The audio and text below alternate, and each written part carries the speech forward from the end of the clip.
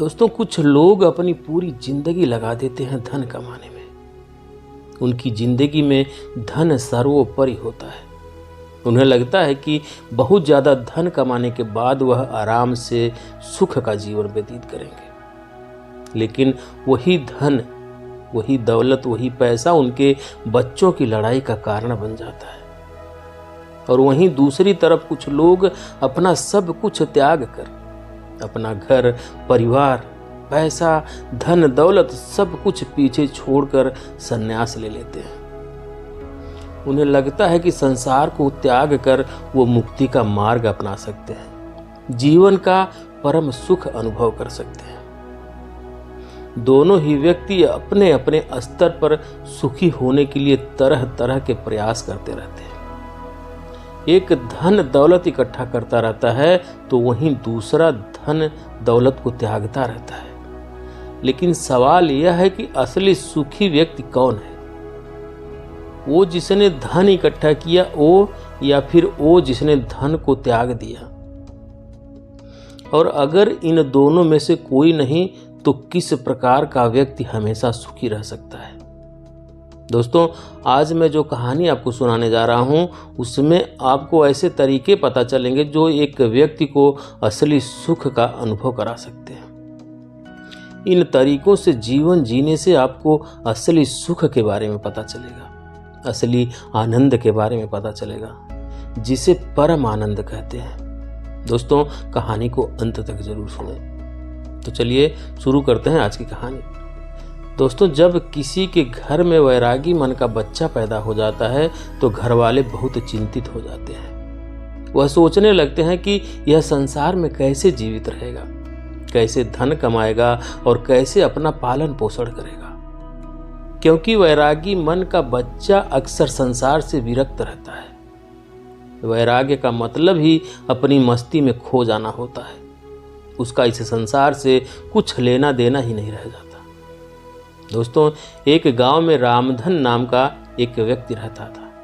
रामधन का गांव वेणुवन के पास था। उन्होंने अपने जीवन में बहुत दौलत कमाई। वो वहां के प्रतिष्ठित सेठ हुआ करते थे। लेकिन जब उनका पुत्र हुआ तो ज्योतिषियों ने बताया कि यह बच्चा आगे चलकर वैरागी हो जाएगा। वो ये सब धन दौलत त्याग देगा और ये धन दौलत यूं ही दान में चली जाएगी। यह सुनकर रामधन बहुत चिंतित हो गए कि जो धन दौलत उसने इतनी मेहनत से इकट्ठी की थी वह यूं ही दान में चली जाएगी। उसका बेटा वैरागी हो जाएगा। आखिर यह मैंने किसके लिए इकट्ठा की है? इसका भोग कौन करेगा? लेकिन जैसे तैसे रामधन ने ज्योतिषियों से कुछ तरीके पूछ लिए कि वो अपने बच्चे को कैसे वैरागी बनने से रोक सकता है। ज्योतिषियों ने भी कुछ तरीके बताए जिसके द्वारा वो विजय को, यानी उनका बेटा, उसको वैरागी बनने से रोक सके। धीरे धीरे समय बीतता गया और दुनिया अपने चलन से चलती रही। विजय धीरे धीरे बड़ा होने लगा और रामधन फिर से और ज्यादा धन संपदा बनाने में जुट गए। विजय के पिता ने विजय के लिए किसी भी चीज की कोई कमी नहीं छोड़ी थी। उसकी हर इच्छा पूरी होती थी। वो उसको सुखी रखना चाहते थे। वो चाहते थे कि मेरे बेटे को दुख का अनुभव ही ना हो, तो फिर वह वैरागी क्यों बनेगा। लेकिन जब विजय 7 साल का हुआ तो एक दिन उनके द्वार पर एक बौद्ध भिक्षु पहुंच गए। वो वहां पर भिक्षा मांगने के लिए आए थे, लेकिन विजय उनके साथ घंटों बातचीत करता रहा। रामधन को जब पता चला तो विजय को डांट कर उस बौद्ध भिक्षु से दूर ले गए। वह सोच रहे थे कि इन भिक्षुओं के पास बैठकर कहीं मेरे बेटे का मन वैरागी ना हो जाए। इसलिए उन्होंने बौद्ध भिक्षु को भी डांट कर वहां से भगा दिया और अपने बेटे को समझाते हुए कि बेटा, मैंने तुम्हारे लिए किसी चीज की कोई कमी नहीं छोड़ी है। तुम इन भिक्षुओं के पास क्यों बैठते हो? क्या मिलता है तुम्हें इनके पास? मैंने तुम्हारे खेलने के लिए तरह तरह के खिलौने ला रखे हैं। इतनी दासियां हैं तुम्हारी सेवा के लिए, लेकिन फिर भी तुम ये सारी भोग की चीजें छोड़कर इन भिक्षुओं के पीछे क्यों भागते हो? यह सुनकर विजय ने कहा कि पिताजी, मैं इन चीजों से उकता गया हूँ। ये सब चीज़ें मैंने इतनी ज़्यादा भोग ली है कि मेरा मन अब इनसे ऊब चुका है। मुझे कुछ और चीज़ें चाहिए, कुछ और आनंद चाहिए, कुछ अलग तरह का सुख चाहिए। अब विजय तो बच्चा था। उसके पिताजी उसको इस बात का क्या जवाब देते? कोई जवाब नहीं था उनके पास।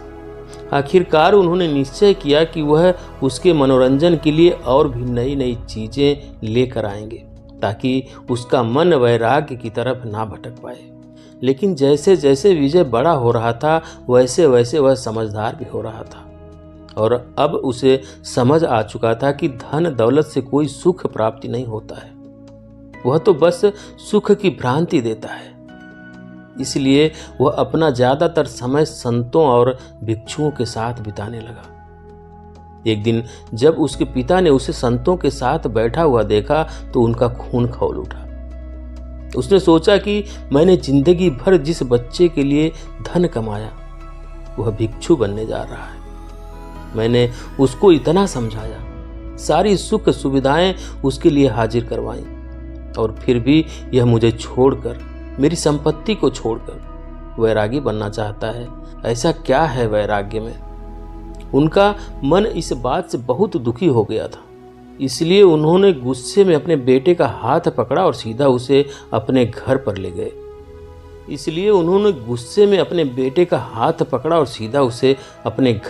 गए। और अपने बेटे के चेहरे पर एक जोरदार थप्पड़ मारा। गाल पर थप्पड़ पड़ते ही कोमल स्वभाव विजय के आंसू टप टप करके नीचे रामधन के पैरों पर गिरने लगे। इसके बाद रामधन को एहसास हुआ कि उसने बेवजह बिना किसी बात के अपने बेटे को यूं ही थप्पड़ मार दिया। उसने अपने बेटे को समझाते हुए कहा, मैं तुम्हारे आगे हाथ जोड़ता हूं। मैंने यह धन दौलत इसलिए इकट्ठी नहीं की है कि ये दान में चली जाए। मैं चाहता हूं कि तुम इसका सुख भोगो, तुम मेरी संपत्ति का भोग करो। तुम्हारे अलावा मेरा है ही कौन? इस संपत्ति का मालिक कौन बनेगा? और यही असली सुख है। पूरी दुनिया धन के पीछे भाग रही है और तुम्हें ये विरासत में मिल रही है। इसका भोग करो। तुम क्यों वैराग्य की तरफ जा रहे हो? ऐसा क्या है भिक्षुओं में, ऐसा क्या है इन संतों में जो इस खजाने में नहीं है, जो इन दासियों में नहीं है, जो इन तरह तरह के भोग की वस्तुओं में नहीं है? ऐसा क्या है उन संतों में? यह सुनकर विजय ने अपने पिता से कहा कि हे पिताजी, मैं आपकी हर एक बात मानूंगा, बस आप एक बार आज शाम को मेरे साथ चलो। आज एक बहुत ही अच्छे संत का एक वक्तव्य होने वाला है। वो सत्संग करने वाले हैं और ज्ञान का उपदेश देने वाले हैं। आप एक बार उस ज्ञान का उपदेश सुन लीजिए। उसके बाद आप जो भी कहेंगे मैं आपकी हर आज्ञा का पालन करूंगा। पर आज शाम मेरे कहने से आप ये उपदेश सुन लीजिए। यह सुनकर रामधन जोर जोर से हंसने लगे और उन्होंने कहा कि यह कौन सी बड़ी बात है, मैं सुन लेता हूँ प्रवचन। बताओ किस संत का सुनना है। लेकिन उसके बाद अपना वादा याद रखना विजय, तुम्हारे कहने से मैं उस संत का प्रवचन सुनूंगा, अन्यथा मुझे इन संतों के प्रवचन में कोई भी मजा नहीं आता। यह सुनकर विजय ने हाँ में सिर हिलाया और शाम को दोनों बाप और बेटे उस प्रवचन स्थल पर पहुंच गए जहां पर वह संत आज उपदेश देने वाले थे। थोड़ी देर बाद जब वो संत वहां पर पहुंचे तो सभी लोगों ने उठकर उनका अभिनंदन किया। उसके बाद संत ने कहना शुरू किया कि संतोष के फल बहुत मीठे होते हैं। जो आदमी संतोष का फल चख लेता है उसके मन में अपार शांति का उदय होता है। इंसान को जो कुछ भी मिला है उसी में उसे संतोष करने का अभ्यास करना चाहिए। कोई व्यक्ति गरीब है तो कोई व्यक्ति अमीर है, लेकिन दोनों में ही ज्यादा धन पाने की इच्छा है, ज्यादा धन पाने की लालसा है। तो दोनों में अंतर क्या हुआ? लेकिन जो इंसान के पास जितना है उसी में संतोष करना सीख लिया तो वह इंसान परमात्मा की तरफ अपना पहला कदम बढ़ा दिया। तो वहीं पर सभा में एक विकलांग व्यक्ति बैठा हुआ था और यह सुनकर उसका मन उद्ग्रीण हो गया। उसने तत्क्षण उनसे पूछा कि हे महात्मन, आप कहते हैं कि संतोष रखिए, मैं किस प्रकार संतोष रखूं? मुझे ईश्वर ने क्या दिया है? मुझे तो हाथ पैर भी सही सलामत नहीं दिए ताकि मैं अपना पेट भर सकूं। अब आप ही बताइए कि मैं संतोष किस प्रकार रखूं? कैसे मैं अपने मन को समझाऊं? यह सुनकर उस संत ने मुस्कुराते हुए कहा कि भंते, असंतोष रखने से क्या तुम हाथ पैर वापस पा सकते हो? ठीक है, मैं कहता हूं कि तुम संतोष मत रखो, तो उससे क्या फर्क होगा? क्या भेद पड़ेगा?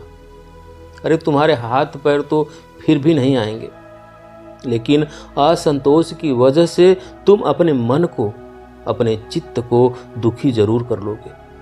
इसलिए संतोष के अलावा तुम्हारे पास कोई भी विकल्प नहीं है। तुम्हें चाहे मजबूरीवश या अपने मन के अनुसार संतोष पैदा करना ही होगा। उसी संतोष को पैदा करने के बाद तुम अपने मन की शांति प्राप्त कर सकते हो। याद रखना, जीवन का परम लक्ष्य एकमात्र होता है और वह होता है अपने मन की एकांतता। चाहे हम माया के सागर में पड़कर यह भूल जाएं कि जीवन का परम लक्ष्य क्या होता है, हम यह भूल जाते हैं। हम नए लक्ष्य बना लेते हैं कि जीवन में ये प्राप्त करना है, वो प्राप्त करना है, जीवन में अमीर बनना है, बहुत बड़ा आदमी बनना है, और यही लक्ष्य हम सर्वोच्च लक्ष्य बना देते हैं। लेकिन यह सब माया का सागर है। लेकिन जिस दिन तुम माया के सागर को पार करके दूसरे किनारे पर पहुंचोगे, उस दिन तुम्हें एहसास होगा कि जीवन का परम लक्ष्य एक ही होना चाहिए, और वो है मन की शांति, मन की एकाग्रता। और जब तुम अपने मन के एकांत को पहचान लेते हो, उसे अनुभव कर लेते हो, उसके आनंद को चख लेते हो, तो फिर व्यर्थ के लक्ष्य, व्यर्थ की चिंताएं, सब कुछ पीछे छूट जाता है और बच जाता है एक चीज, और वो है मन का एकांत। इसके बाद उस संत ने उस विकलांग व्यक्ति से पूछा कि चलो तुम ही बताओ, अगर तुम्हारे हाथ पैर होते तो तुम क्या करते? क्या तुम उस वक्त खुश रहते, सुखी रह सकते? जरा सोचो, अगर आज तुम्हारे हाथ पैर आ जाएंगे तो तुम अपने जीवन में नए लक्ष्य स्थापित कर लोगे कि मुझे ये बनना है, मुझे ये चाहिए, मुझे वो चाहिए, और उसके बाद वो नहीं मिलेगा तो फिर से मन में असंतोष पैदा होगा। असंतोष का हमारे शरीर से कुछ लेना देना नहीं होता। असंतोष का हमारे शरीर से कुछ लेना देना नहीं है। उसकी उत्पत्ति तो मन से होती है, चीज़ों का भराव तो मन से होता है। अक्सर मैंने विकलांग लोगों को हंसते हुए देखा है, खुश देखा है, और तंदुरुस्त लोगों को रोते हुए देखा है। तो संतोष और शांति का आपके शरीर से कोई लेना देना नहीं है। अपने मन को परिपक्व कीजिए, अपने मन को समझाइए, विवेक पैदा कीजिए कि माया के सागर को पार करके मन की शांति तक कैसे पहुंचना है। और माया को समझने के लिए हमें कोई वैरागी नहीं बनना है। वैराग्य तो छोड़ना होता है, छोड़कर भाग जाना होता है। हमें पहले माया को संसार में रहकर समझना होगा, और जब हम माया को समझ जाएंगे तो उसके बाद हम सुखी मन से, तृप्त मन से संन्यास या वैराग्य धारण कर सकते हैं। माया में जकड़ा हुआ इंसान सुख संपत्ति को ही असली सुख समझता है।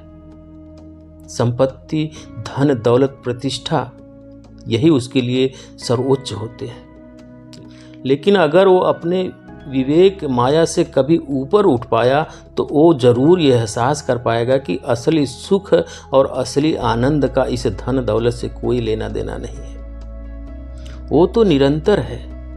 वो परम आनंद तो किसी चीज से जुड़ा हुआ ही नहीं है। वो तो सिर्फ परमात्मा के लिए है, उस अशांत सत्ता के लिए है जो उसको माया से पार उतार रही है। प्रभु का सिमरन या ध्यान, यह दोनों चीजें आपको माया से ऊपर उठाकर एक नया नजरिया प्रदान करती है, और वही नजरिया परम आनंद का होता है। ध्यान और प्रभु के सिमरन के अलावा अगर हम प्रेम का रास्ता चुनते हैं, दिव्य प्रेम का रास्ता, तो भी हम उस परम आनंद को हासिल कर सकते हैं। और प्रेम का रास्ता ध्यान के रास्ते से कहीं आसान है। इसलिए दिव्य प्रेम का प्रयास कीजिए। वो प्रेम जो किसी चीज से जुड़ा नहीं है, जो स्वतंत्र है, जो बिल्कुल आजाद है, जो सभी प्राणी मात्र के लिए है। 3 रास्ते जो माया से ऊपर उठाकर परम आनंद की स्थिति प्रदान करते हैं। ध्यान, प्रेम और प्रभु का सिमरन, आप कोई भी रास्ता अपना सकते हैं। सभी रास्ते एक ही मंजिल पर पहुंचते हैं।